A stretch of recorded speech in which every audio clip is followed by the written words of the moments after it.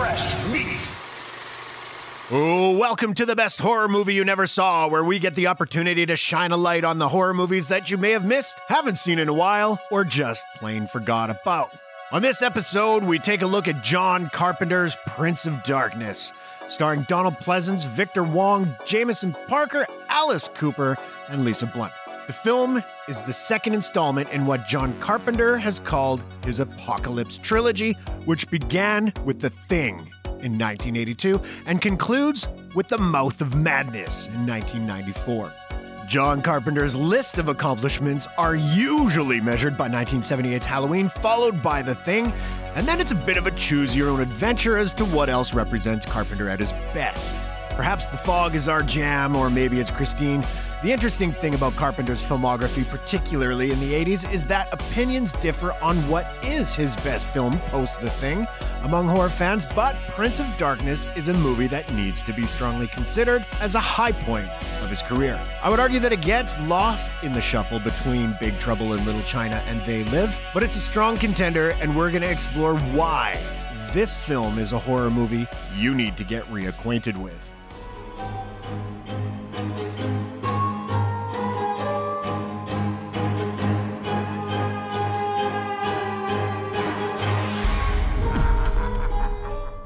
Prince of Darkness follows a group of quantum physics students in Los Angeles who are asked to assist a Catholic priest in investigating an ancient cylinder of liquid discovered in a monastery, which they come to find is a sentient, liquid embodiment of Satan. Yeah, evil green goo sets up what is arguably one of Carpenter's most underrated efforts, and it proves to be a solid tale of apocalyptic horror. Carpenter was said to have been inspired to make the film while researching theoretical physics and atomic theory. According to Carpenter, he says he thought it would be interesting to create some sort of ultimate evil and combine it with the notion of matter and antimatter. Pure evil can exist in a physical form, but it can also be trapped, in this case, in a container under a church in Los Angeles. I want to thank you guys for watching the best horror movie you never saw, and ask that if you enjoy our shows, please subscribe to our channel right now. Like the video and click on the bell so you can be notified each time a new video goes up. And now, back to the show. If you've ever wondered why so many nights in Los Angeles can give you that uneasy feeling, this film could very well explain it. Carpenter expertly rebels against his commercial failures and troubled productions of his studio films with Prince of Darkness. Let us not forget that while most horror fans universally love The Thing today, the film was a box office bomb at the time of its release, and according to Carpenter, costs him the chance to direct the adaptation of Stephen King's Firestarter. With Prince of Darkness, Carpenter chose to dive back into the kind of independent filmmaking that made his earlier efforts genre classics. He pairs things back to one locale, creating an oppressive atmosphere that gives you shades of his most prolific film, Halloween. Speaking of Halloween, Carpenter recruits Donald Pleasence, who played Dr. Sam Loomis in the 1978 film, to join him once again on The Prince of Darkness as a nameless priest who is attempting to comprehend the broader theological implications of what's really going on here. Oddly enough, it would be just about a year later that Pleasence would return to the Halloween franchise in Halloween 4, The Return of Michael Myers. So it's kind of cool that Carpenter snatched up the veteran actor while he was in the midst of Halloween sequels, since the first film is what brought them together in the first place. Pleasence's priest is rightfully terrified very early on about the evil presence in the film, so who better to identify said evil than the man who eloquently described the personification of evil within a 6-year-old child in Carpenter's Halloween. And it's not long before the scale of what is happening begins to take shape and begins to hit the students at the center of the story. In a significant piece of subversion, Carpenter shows that science does not fail in the presence of a higher supernatural power. Their theories begin to prove true, which could speak volumes about the current state of affairs with global pandemic we're currently living through. They say films begin to be reevaluated when real-life issues make a film's social commentary more apparent. It's 2021 now. It's time for Prince of Darkness to get its turn. The commentary wasn't lost on one particular film critic, and that was John Kenneth Muir, who's written 21 reference books in the fields of film and television, with a particular focus on horror and science fiction, which serves well for this deep dive into the Prince of Darkness. Muir has suggested that the film serves as a parable for the AIDS epidemic because it was at its peak when the film was made. Muir points out that throughout the film, demonic possession is depicted as something that is transmitted like a communicable disease via fluid passed between people. The writer adds that there are a number of references to homosexuality in the film, namely regarding the character of Walter, played by Dennis Dunn. The character makes several statements implying that he's gay, even though he does briefly flirt with Lisa, but Muir notes a sequence that speaks volumes, which has Walter being attacked by a number of possessed women while trapped in a closet. Walter ultimately emerges and flees. Is there a deeper meaning? I personally couldn't find Carpenter speaking on any of Muir's claims, but that's the power of horror films such as this one. It makes you explore deeper meanings and its connections to real-life situations. I've always said no genre does social commentary quite like horror, and Prince of Darkness is no exception. The film certainly asks bigger questions about human nature and the universe at large. But this is a horror film, right?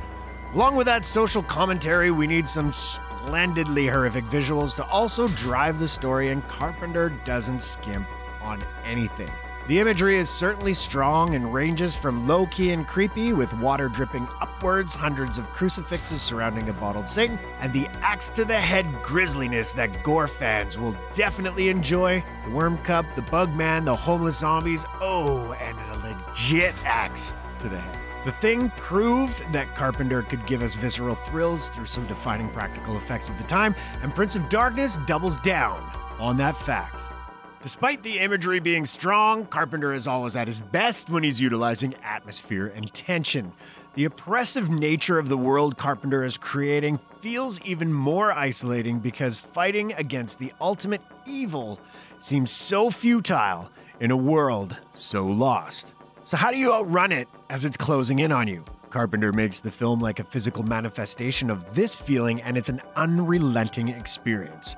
Even though John Carpenter is known for providing his own scores for films, the movie's sense of atmosphere is aided by some strong composing work from Alan Howarth, who has frequently worked in Carpenter's orbit. Prince of Darkness was also shot on location in Los Angeles, California, in 30 days, and it was filmed with wide-angle lenses, which combined with the anamorphic format to create much of the film's visual distortion.